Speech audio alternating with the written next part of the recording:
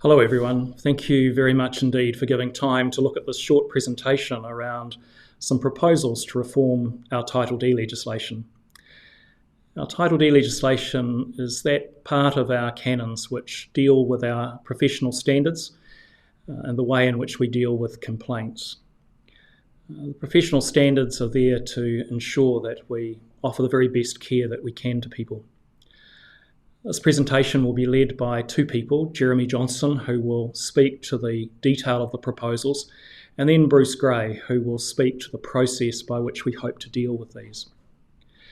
It's really important that we address these matters. There's been considerable time and effort gone into the preparation of these proposals and these changes, and we hope that by watching this presentation you'll gain a good understanding of what's proposed. And as Bruce will say, there is an invitation to provide some feedback in advance of our General Synod in July.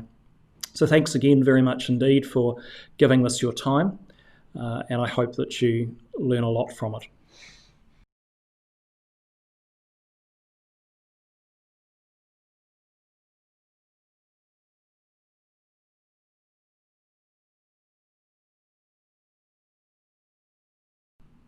Hello everyone, and my thanks as well for taking the time to listen to this presentation and to consider the proposed reform to Title D. As Archbishop Philip has said, Title D is an important canon in the life of our church because it sets out the way in which we try to hold ourselves accountable for our life in Christ. In terms of this presentation, what I'll do is talk a little bit about what Title D is. Although many of you will have heard of it, it may be that you haven't encountered it in any particular way before. I will then talk a bit about why it is we are looking to reform Title D at this time and some of the reasons that have driven the process that has led to this proposal. I'll then outline briefly the process we have followed to date and then talk about the process that we will be following from here very briefly because Bruce will be covering that in more detail. I'll then go into what exactly is proposed, outline the key principles for you and the critical changes, outline for you what the Ministry Standards Office will look like, consider definitions of unsatisfactory conduct and misconduct, as well as look at issues relating to publication and appeals. So hopefully by the end of this presentation, you will have a good feel for what is contained in the Title D reform proposal and how it differs from our current arrangements. In terms of what Title D is, Title D is, as we said, the disciplinary canon of this church. It sets out three critical things. The first is it sets out the expectations of our ministers and office holders. It sets out what we aspire to be as we minister as a church. It also sets out the process for the handling of complaints when they are made. Of course, at the moment, complaints generally go to bishops, apart from complaints about bishops themselves, which generally go to the archbishops. And then finally, it sets out what penalties are available when misconduct has occurred by those who are licensed by this church. It's important to note at this point that although Title D is critical for our clergy, of course, the canon itself applies not just to licensed clergy, but it also applies to licensed lay ministers and lay office holders. As a result, it is an important canon. It is important internally because it is how we hold ourselves accountable and how we hold each other accountable. It is also important externally because it is through our disciplinary processes that we can inspire public confidence in our church. It is the way in which we show in many ways to the world that we do believe very much in what we say and that we try and act consistently and with a high regard for the care of all people as the gospel calls us to do. So why is it that we are looking to reform Title D at this point in time? There are a number of reasons. The first is that, as you will all be aware, the Church is currently participating into the Royal Commission into Historic Abuse and Care. That gives our organisation a chance to reflect on the way in which we have handled issues of abuse that have arisen in the past. So no doubt there will be learnings from that commission for us. But it is also important that we recognise already where we know there are issues with the way in which we deal with complaints, and that we show the Commission that we are proactively working to address those issues. This does not mean that this Title D reform proposal is perfect. nor in fact does it mean that the Commission will necessarily give it a particular tick of approval, but what it does show is our willingness to address issues where we become aware of them. There is also the issue of a rising number of complaints. We see that as a critical driver of this reform proposal. As I said, currently the burden of dealing with complaints lies very much in our bishops and archbishops. Unfortunately, because the number of complaints does seem to be increasing, it means that our bishops and archbishops, those who we ask to lead our church in its ministry, are consistently focused on the negative aspects of church life rather than calling us forward to growth into the kingdom. Part of this reform proposal is to provide additional resourcing to help our bishops and archbishops as they manage complaints, particularly through the Ministry Standards Commission, which I will talk about shortly. The other reason why we are looking at Title D at this point in time is that there has been no comprehensive review of our disciplinary canon for over 10 years. We all know that we have not necessarily handled everything perfectly over that time, and we also know that our current canon is not necessarily perfect in every way. These are always iterative processes, and we are always able and willing to learn and improve our processes. Now seems as good a time as any to reflect on what we have learned over the past 10 to 12 years and to see how it is that we can improve our canon. So those, in essence, are the critical reasons why we're looking to reform our Title D canon at this point in time. The next issue is, what's the process to date? So it has been quite a long process. This particular piece of work has been in the oven, you might say, for around 3 years. To start with, a small group of legal advisors, as well as the Primates, met with the General Secretary Michael Hughes, and we reflected on issues that people have encountered in applying Title D as it currently stands. From there, a full draft of a new Title D was developed for discussion within the small group, and the consultation also extended to groups such as the House of Bishops, where we had meetings with the House of Bishops to talk about the principles behind the reform proposal and to see what their feedback is like. From there, you might well recall that a draft and explanatory memo was circulated in time for synods in Hīnota that occurred last year. We wanted feedback from the widest group of people within the church, and we particularly wanted feedback from those who would be affected, which, as I said earlier, is obviously all of our clergy who are licensed and also licensed lay office holders. We received feedback from the various synods. That was collated both in writing and also via a meeting of chancellors and legal advisors that took place last October. We then considered the various issues that were raised, and a further draft of Title D was done, which effectively is the draft that you now have before you. You will see, for those of you who participated in the synod processes last year, that there have been some substantial changes to the draft as a result of the feedback that we received. An obvious example of that is that whereas we initially had some provisions around allowing for a clean slate in relation to records of complaints, those provisions were removed following pretty consistent feedback from diocesan synods and Hīnota on that particular part of the proposal. So that's the process to date. What's the process from here? On 25 July, as Archbishop Philip said, we will be meeting for a one-day General Synod in order to consider this reform proposal. As Bruce will talk about, because of the constraints of that one day, rather than the week that we usually have to talk things over, our ability to amend the bill substantially will be more limited than normal. However, as a result, if this proposal is adopted, it will be reviewed over the next 2 years, issues will be taken forward, and no doubt a proposal for amendments to further improve the canon will be brought before General Synod in 2022, which of course we all hope will be able to take place in person. Moving on then to what is actually proposed as part of this Title D. The key principles are that all complaints will be processed by one office. At the moment, as I said, our bishops and archbishops deal with complaints as they come in. What that means is that we have a variety of people and a variety of officers dealing with complaints. That poses some risks for us and for our clergy.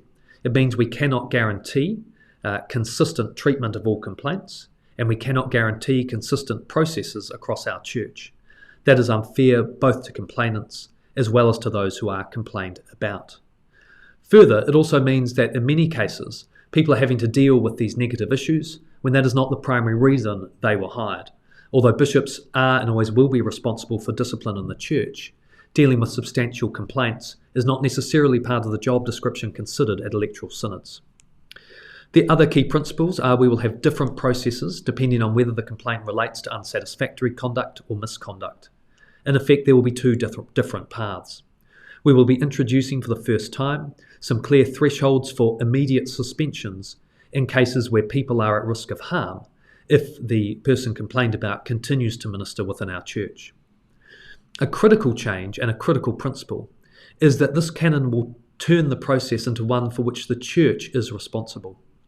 At the moment, as a general principle, complainants need to prosecute their own complaints before tribunals. That is potentially re-victimising those who have in fact suffered at the hands of our clergy and lay ministers.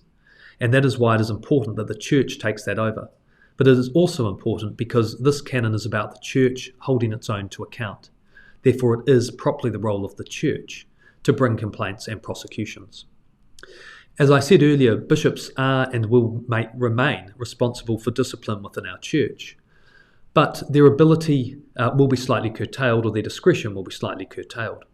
Generally speaking, from here, where the Ministry Standards Commission makes recommendations, which we will touch on shortly, or a tribunal makes a decision, then bishops must follow those recommendations. We will also have greater transparency with the handling of complaints.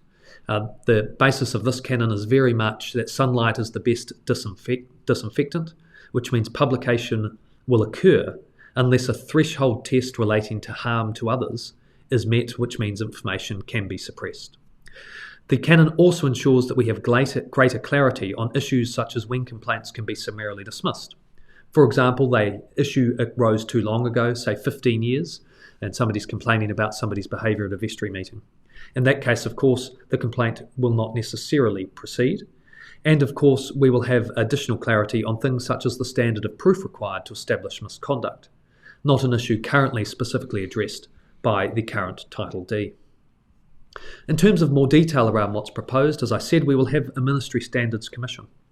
This will be a provincial resource available to dioceses. It will employ a registrar who may well end up as a full-time employee.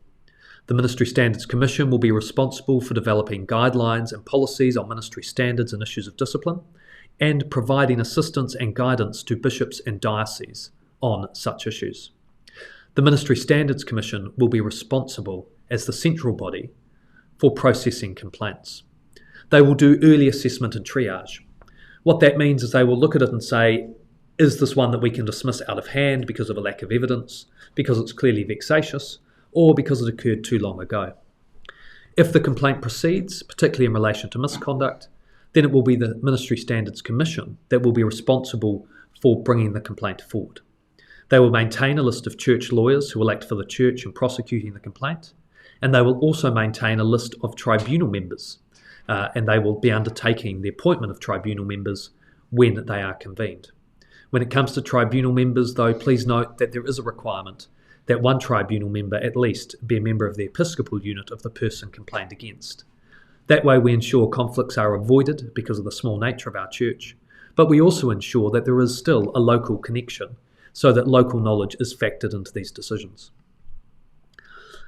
I spoke earlier about two gates, or effectively two paths, and we have unsatisfactory conduct and misconduct. So we'll talk about unsatisfactory conduct to start with. Unsatisfactory conduct is intended to cover everything that is not misconduct. It is defined in the draft canon as a failure to observe the standards required of ministers, which does not amount to misconduct. The ministry standards within Title D, you will notice, have been revised, although they have not been revised substantially, so the substance of them remains basically the same. But we end up in an interesting position because our ministry standards are, of course, in many ways aspirational, and they, rather than saying things you cannot do, exhort us to higher standards of behaviour and to be more Christ-like. We have made some amendments to the ministry standards in order to provide greater clarity as to when a failure to meet them constitutes misconduct, for example. So, for example, there are now particular definitions around sexual abuse within the ministry standards that make clear when sexual abuse and harassment are misconduct. So if you make a complaint and it's unsatisfactory conduct, then it gets identified as such by the registrar. That's the start of the path. What happens then? Well, when it comes to unsatisfactory conduct, these matters will generally go back to the bishops.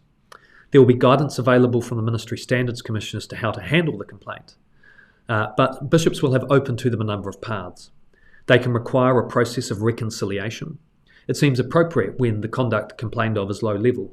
So, for example, a vicar behaving badly at a vestry meeting, not that they ever do, of course, but if they did, that would likely be unsatisfactory conduct, and it might well be appropriate for reconciliation to occur between the vestry members and the vicar.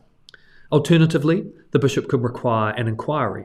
It's not a tribunal process, it's short of that, but it will enable the bishop to establish exactly what happened and then look to take further steps. So one thing that bishops can do under this title, D, is that they can require further training or counselling where there are complaints of unsatisfactory conduct. So again, with unsatisfactory conduct, it's lower level conduct where a more flexible and pastoral response might well be appropriate. In those cases, once identified as unsatisfactory conduct, then it will of course go back to the bishops to deal with their clergy and licensed lay ministers. The second path relates to misconduct. Misconduct is defined within the canon as any intentional, significant or continuing departure from the standards of ministry set out in Canon 1. Now, as always, it'll be easy for us all to imagine obvious examples. I spoke of sexual abuse earlier. Fundamental dishonesty, embezzlement, those sorts of things are clearly going to fall within misconduct. Once a complaint comes in, the registrar will review it, and if the registrar decides that the conduct complained of is misconduct, then it goes into the misconduct process, which is more formal than that for unsatisfactory conduct and involves a tribunal. So the first thing the registrar will do is assess whether or not the person complained about should be suspended. We will have that option available immediately, and that will be a decision for the registrar to make based on a test based on issues of safety. After that, a tribunal process is required. The registrar will appoint a church lawyer to bring the complaint before a tribunal. A tribunal will also be appointed, which, as I said earlier, must include one person from the episcopal unit concerned. There are then some clearly defined principles for the process. So, there are principles of natural justice, obviously. We have a burden of proof, which will be on the balance of probabilities. Was it more likely than not that this event took place?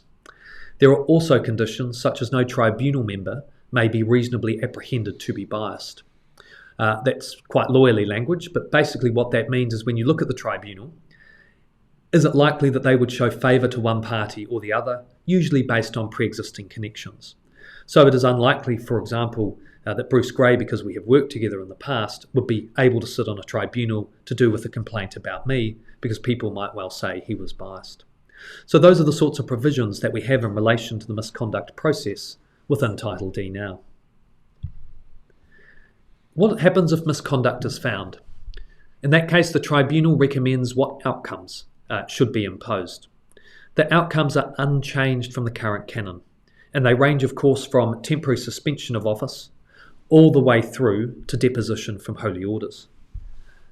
The critical change is that whereas at the moment bishops have a discretion as to the outcome they impose, that discretion will be removed and bishops must accept the recommendation. We have done that for two reasons. The first is that because bishops know their clergy and lay ministers so well, it may well be that they are unable to make a clear decision without a conflict in relation to outcomes.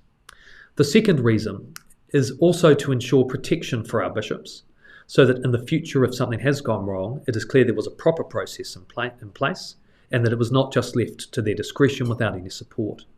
And a further reason for this change is that it helps ensure consistency as to outcomes for conduct across our province.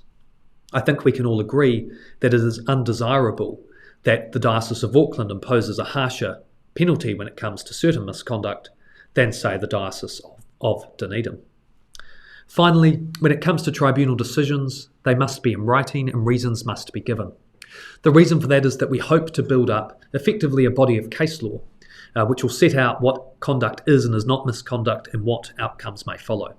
This is about ensuring both greater transparency in our processes so that the public can see how it is we reach our decisions, but also about ensuring, again, consistency of treatment for our clergy and licensed lay ministers. I mentioned at the start issues of publication. As we said, we are aiming for greater transparency in our processes. Publication will be compulsory, so the tribunal decisions will be published unless the tribunal orders otherwise, and a tribunal may do that if it is satisfied if there is a risk of harm to others. And the ability of the tribunal to deal with this is quite wide. So, for example, in most complaints of sexual abuse, you would imagine that anonymised decisions would be published so that sensitive details about offending or details about the complainant are not necessarily released. That is consistent with the way in which the New Zealand courts approach such issues as well. How does publication occur? Publication occurs by the Ministry Standards Commission itself, publishing the decisions and recommendations. The registrar at the Commission will maintain a database with a written record of all tribunal decisions, as well as the recommendations, and that must be accessible via the Church's website as well.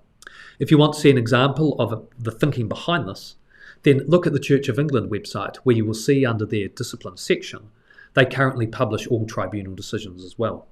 So what that means is that the public will be able to see how we hold each other to account, and most importantly, we'll be able to see the reasons behind our decisions, so that they can see that we are not a closed self-protective shop, but we are open to holding each other to account, as of course Christ calls us to do.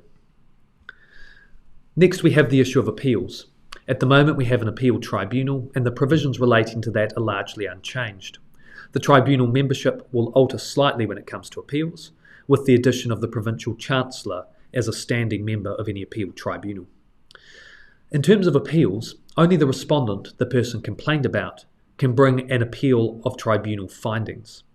So if misconduct is proved, then the respondent can appeal that decision.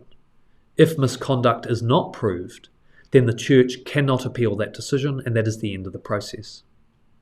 Both the Church lawyer and the respondent can appeal outcomes. So, for example, if the Church lawyer considers that the penalty imposed was too light, then an appeal can be lodged to the appeal tribunal. Likewise, if the respondent considers that the outcome imposed was too harsh, an appeal can be lodged as well. In terms of appeal tribunal decisions, the rules around publication remain the same, which is that the default is publication unless there is a risk of harm to others, in which case publication may not occur. So, questions. Bruce will talk about the process for feedback from here, but we are open to any feedback at all. If you have questions about this proposal or any detailed comments to make, please come forward. My email address is on the screen, but of course you are more than welcome to email the General Secretary, Michael Hughes, as well. It is very important as we come into a constrained General Synod that we try and get out as many issues in advance as possible. So once again, thank you all for your time in considering this very important proposal for our Church.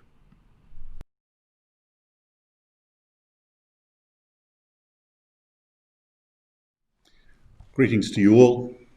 There's not much for me to cover, probably only the process by which we'll come to consider the amendments that you will have had before you. Before we begin, can I express my support for the bill, both in principle and in detail, and I commend it to you for your consideration. As Archbishop Philip and Jeremy have said, the draft is the product of some years of work and some very close work over the last 15 months. Work driven by some concerns that had arisen in relation to the canons, and Jeremy's talked about them a bit, but let me summarise them. First, we became very concerned about the position of our bishops. In some cases, they became the complainant because a person who told a bishop that they had a concern about someone often didn't want to continue and be the person who promoted a prosecution. The bishop then received the report of a tribunal and arguably became the decision maker, perhaps on the way having considered whether or not to become a mediator with the person complained about, and then the bishop had to consider what the final outcome would be. And we consider that asked our bishops really to be too involved in too many different places in the process. Second, we became very concerned about the role of complainants. The current canons are not at all clear about whether the complainant is obliged to continue with the complaint and indeed become a prosecutor. As Jeremy has said, there's a risk of re-victimisation of complainants, but there was a degree of unclarity about the role that the complainants played in the prosecution of a complaint. Third, no one was really responsible for the prosecution of a complaint. So just as the position of the complainant became unclear, it was unclear who would step up and say for the church, this is what we say happened and this is what we say the right outcome should be. Fourth, in some ways the articulation of standards was the product of reform over time, but reform by addition, so that the current articulation of standards is repetitive and in some places inconsistent, so that it's somewhat unclear. In the work that we've done on standards, I do want to stress that we haven't changed anything. We've simply tried to simplify the expression by collecting like concepts together and separating unlike concepts. And then in some cases, some of the provisions, especially, for example, for sexual misconduct, can be seen by modern standards to have become out of date and needing modernisation. The work of the Royal Commission on Abuse has come into our mind, and we do think it will be important for the Church to be able to demonstrate to the Royal Commission and through the Royal Commission to the community that our internal systems are in good order and are fit for our current purpose of ministry through the nation. I want to say to you that we don't say to you that the bill is perfect. In fact, somebody's already pointed to me in respect of one particular articulation of a standard that an improvement can be made, and I accept that that is the case. But I do ask that when we consider what process is possible for consideration of the bill in this year with a virtual General Synod being held over one day, we do exercise responsibility and restraint in relation to the proposal of amendments and pause to consider whether the bill is suitable to be enacted as it is, with the possibility of future tinkering and reform to make it better, or whether, if there are flaws, they are so fundamental that it's unsafe to enact the bill, so that it needs to be referred away for further consideration. And the reason I say that is that various parts of the bill interact with others. So while it's possible to look at one clause and say, gosh, I could express that more clearly, or alternatively, gosh, I think this provision omits to do something, or gosh, I'm not sure that we've got the principle correct when we look at this. A change to that particular part may have consequences for elsewhere in the draft canon that are not immediate on first sight, and where thought and further work is required to harmonise various parts of the canon as a whole. So in our process of considering debate and querying, testing whether the expression of the bill is perfect, I will be asking that we pause to consider, is the improvement that we've identified one that is in the category of fine-tuning, so that we can wait until a later date to propose a suite of changes just to make sure it's even better? Or is the matter one of such principle that the bill cannot safely be enacted without change being made? And I say those things because in a one-day process where we are meeting virtually, the safety of changing anything is questionable. We'll do what we can, but we do need to recognise there will be limits to what is possible. So what will the process be? Well, normally when we enact a bill, we have three phases. The first is to debate the bill in principle and to agree among ourselves or not that the bill is one that's worthy of consideration in detail. Then we move to the second phase, used to be called the committee phase, where what we do is consider the bill in detail, customarily by debating clause by clause or part by part the precise words line by line within the bill. And then finally, once we've got the detail approved, we move to consideration of the bill as a whole and to adoption of the bill as a whole. In this case, the first and third of those steps will take place as normal. We'll begin with a debate about the principle of the bill and decide whether it's something that we think is safe to take to a consideration in detail. But the consideration of the bill in detail may be different. The proposal will be made to whoever is chairing the General Synod at the time, that instead of debating clause by clause and adopting clause by clause or part by part, subject to the possibility of amendment clause by clause or part by part, we instead do it by topics. So we are asking you to think in advance of General Synod what you think are the main trends and themes that can be identified, what are the big topics, and what are the concerns that you have about those topics that you would like General Synod to debate. Those returns that are made in advance of General Synod can be communicated to whoever will be chairing. They can be gathered together, and we can convene a debate about the topics inherent in the bill and have an opportunity to debate in granular detail, if need be, precisely what it then proposes. And then, once we've got ourselves happy with all of those things, we can have a third consideration: do we now wish to enact? Do we need to change standing orders or reform our processes to achieve this? No, we don't. For those of you who are so minded, get out your blue book, have a look at the standing orders for General Synod to Hīnota Whānui, have a look at Standing Order 86. That is the standing order that provides for the debate in detail. It does not require clause-by-clause debate, but rather debate about the detail of the bill, leaving it for Synod, or for General Synod for the time being, to decide how that's to proceed. And that's the procedure that we will adopt in this case. And to remind you again, what we will be asking General Synod to decide is, if there are changes that need to be made, are they possible today? If they may not be possible today because of concern about the extent to which a change to one part may impact others, is it something that needs to hold up the enactment of the bill, so it needs to be taken away and worked on again? Or is it something that can be gathered together with other reforms so that the next time we get together, some fine-tuning can take place? I don't know which of those we'll get to. Those of us who have drafted the bill are willing for it to be either. We want to know what you think about it, and we want to sit down collectively and say, have we yet brought this piece of work to a point where it can safely be enacted or not? As I began in opening, I commend to you the draft bill. I commend to you both the principle and the detail, and I look forward to hearing the concerns that will be expressed when we meet virtually in July.